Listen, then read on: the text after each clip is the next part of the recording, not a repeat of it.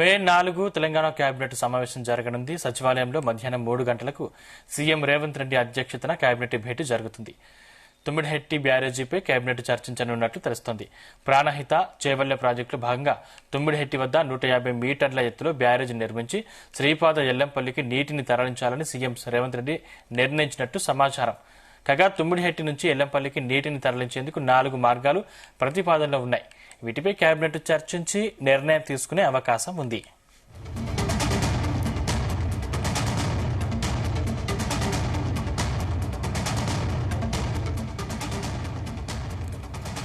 ఉద్యోగులు పెన్షనర్ల సమస్యలు డిమాండ్లపై మంత్రిమండలి చర్చించనున్నట్లుగా తెలుస్తుంది. ఉద్యోగులు పెన్షనర్ల పెండింగ్ బిల్లులు 100 రోజుల్లో క్లియర్ చేయాలని భావిస్తున్న ప్రభుత్వం అందుకు సంబంధించిన కార్యాచరణపై కేబినెట్ భేటీలో నిర్ణయం తీసుకోనుంది. పెండింగ్ డీఏలు, ప్రభుత్వం నగదు రహిత చికిత్సలపై మంత్రివర్గ సమావేశంలో చర్చించే అవకాశం ఉంది. ప్రభుత్వంలో ఆర్టీసీ ఉద్యోగుల విలీనం, కొత్త ఆసరా పెన్షన్లు, తెలంగాణ ఉద్యమకారుల కోసం కార్యక్రమాలు, ఇందిరమ్మ భీమా పథకం తదితర అంశాలపై కూడా నిర్ణయాలు తీసుకునే అవకాశం ఉందని సమాచారం.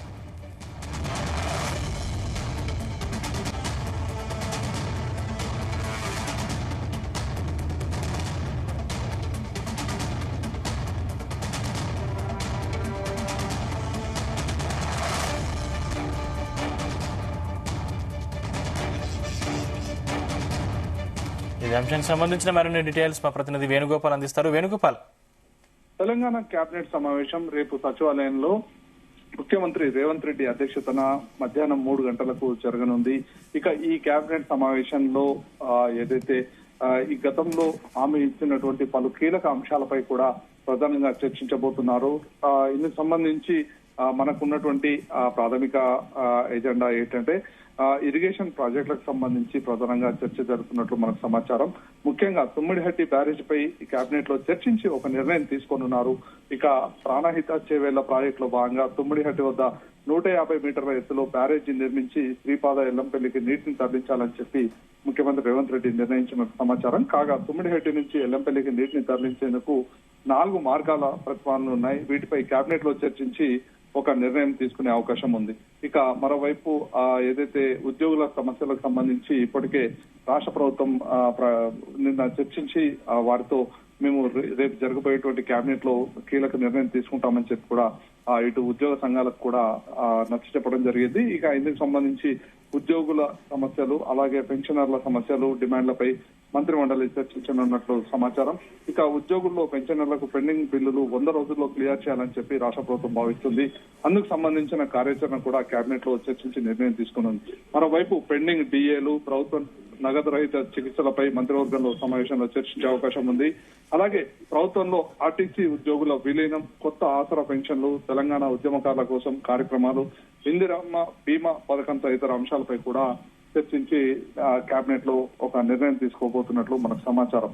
ఇక ముఖ్యంగా ఏదైతే ఆర్టీసీ ఉద్యోగులకు సంబంధించి ఇప్పటికే రాష్ట్ర ప్రభుత్వం ప్రకటించిన విధంగా గత కొద్ది రోజుల కిందట సమ్మె జరగడం, తదనంతరం వారి డిమాండ్లపై ముఖ్యంగా విలీనం సంబంధించి ప్రభుత్వంలో విలీనం చేసేందుకు ఏ విధంగా ముందుకు వెళ్ళాలి ఏంటి అనే దానిపైన ఇప్పటికే రాష్ట్ర ప్రభుత్వం ఒక కమిటీ కూడా వేసింది. ఇక ఈ కమిటీ చర్చించి ఒక నిర్ణయం తీసుకోబోతుంది. అయితే అందుకు సంబంధించి ఎంత ఖర్చు అవుతుంది ఏంటి దాని వాటన్నిటిపైన కూడా సుదీర్ఘంగా రేపు జరగబోయేటువంటి కేబినెట్ లో చర్చించే అవకాశం ఉంది.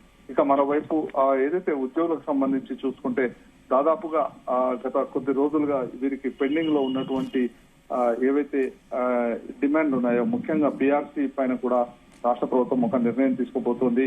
ఇక మరోవైపు 100 రోజుల్లోనే 6,000 కోట్లు పెన్షనర్ల బకాయిలు క్లియర్ చేస్తామని చెప్పి కూడా ఇప్పటికే రాష్ట్ర ప్రభుత్వం ప్రకటించింది. అందుకు సంబంధించి కూడా ఈ కేబినెట్ సమావేశంలో చర్చించి ఒక నిర్ణయం తీసుకోబోతున్నారు. మరోవైపు ఇరిగేషన్ ప్రాజెక్టులకు సంబంధించి కూడా కీలకంగా చర్చించబోతున్నారు. ఏంటి వేణుగోపాల్, అంటే ఇప్పుడు మంత్రివర్గం సంబంధించి అంటే ఇంకా 2 ఖాళీ ఉన్న నేపథ్యంలో పార్టీ గురించి కూడా ఏమన్నా చర్చించి నిర్ణయాలు తీసుకునే అవకాశం ఉందా? అయితే మంత్రివర్గం సంబంధించి ఏదైతే అంటే ప్రధానంగా ఇది రాష్ట్ర ప్రభుత్వం కీలక నిర్ణయాలు తీసుకునేందుకు రాష్ట్ర మంత్రిమండలి భేటీ అవుతుంది. అయితే రాష్ట్ర ప్రభుత్వం ఏదైతే పెండింగ్ లో ఉన్నటువంటి సమస్యలు వాటికి సంబంధించి ప్రధానంగా చర్చించబోతున్నారు.